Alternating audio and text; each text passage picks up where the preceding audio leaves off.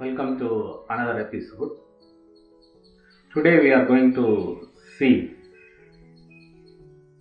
a small incident, a story, real story, one and many, that is the topic. And it is about the Emperor Wu, who asked Master Fazang if he could possibly explain practically about the one and many, that is the cosmic interrelations, the God and the people are all living things.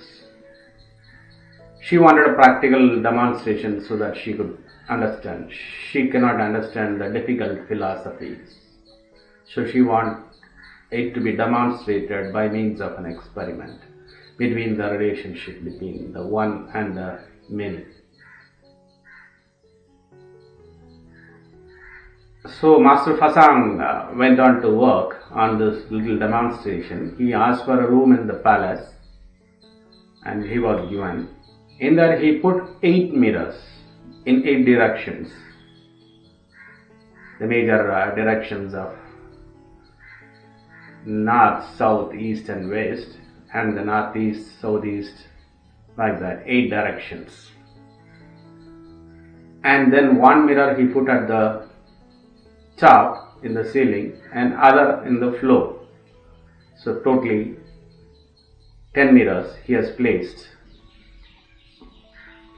And he hung a lamp, small lamp from the ceiling to the middle of the total setup, middle of the room. So on the appointed day, when he finished his work, he asked the Empress Wu to come into the room.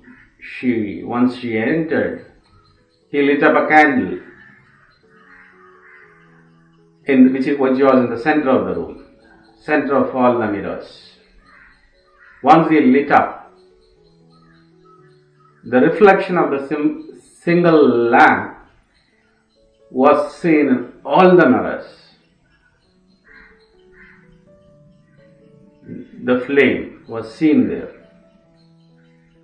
And not only reflection of one lamp in all the mirrors, but reflections of all the reflections were also reflected. So it was like, many lamps in each mirror.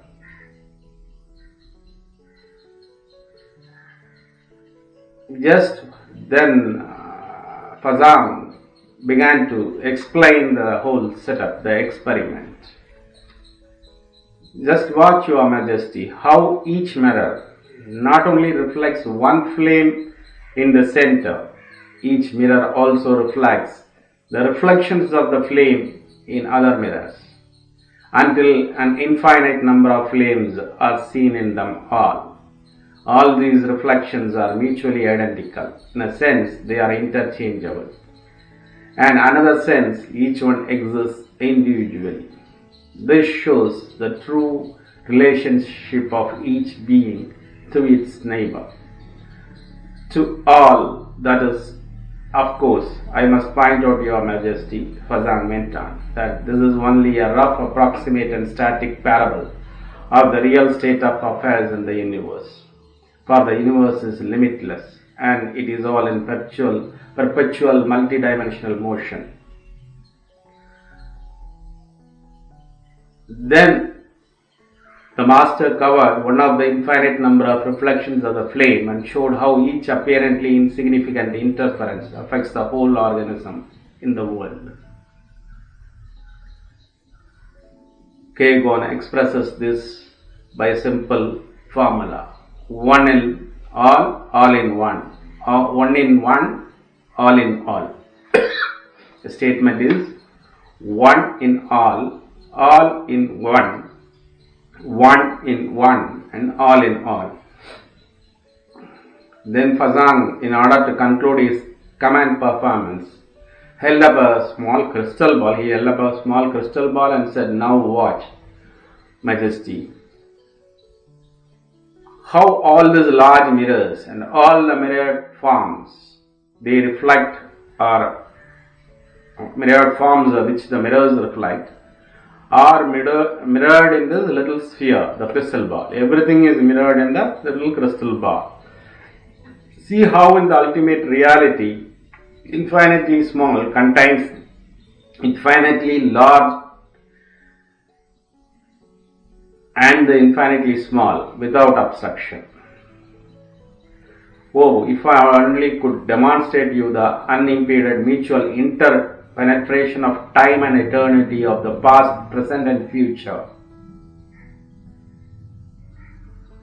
But alas, this is a dynamic process and that must be grasped at a different level because the time-space issue is more dynamic and he could not demonstrate that in a little experiment. So this is a story, incident, and let us see Osho's interpretation of this. Man is not an island, nothing is. All is interrelated, all is interdependent. Interdependence, the very word is false. So is dependence. Reality is interdependence. Everything is so deeply connected with everything else that nothing can exist apart. If you can understand a small rose flower in its totality, root and all, you will have understood the whole cosmos, because the whole cosmos is involved in that rose flower. In the smallest leaf of grass, all is contained. But remember, as Fasant said to the Empress, all illustrations, all descriptions are static, and existence is a dynamic flux. It is a river. Each thing goes on moving into each other thing. It is impossible to draw lines where one thing ends and another begins. There are no demarcating lines. There cannot be. So all distinctions are only for practical purposes. They have no existential value.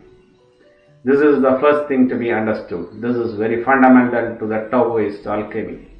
Once this is understood, then the whole alchemy of Taoism becomes comprehensible. Then the lower can be transformed into the higher, because the lower contains the higher already. The baser metal can be transformed into gold, because nothing is separate. The baser contains the gold already. As above, so below. As below, so above. As above, so below. As below, so above. So this is the Osho's interpretation. So with this we will conclude our episode. Stay with me for another episode. Subscribe to my channel. Thank you.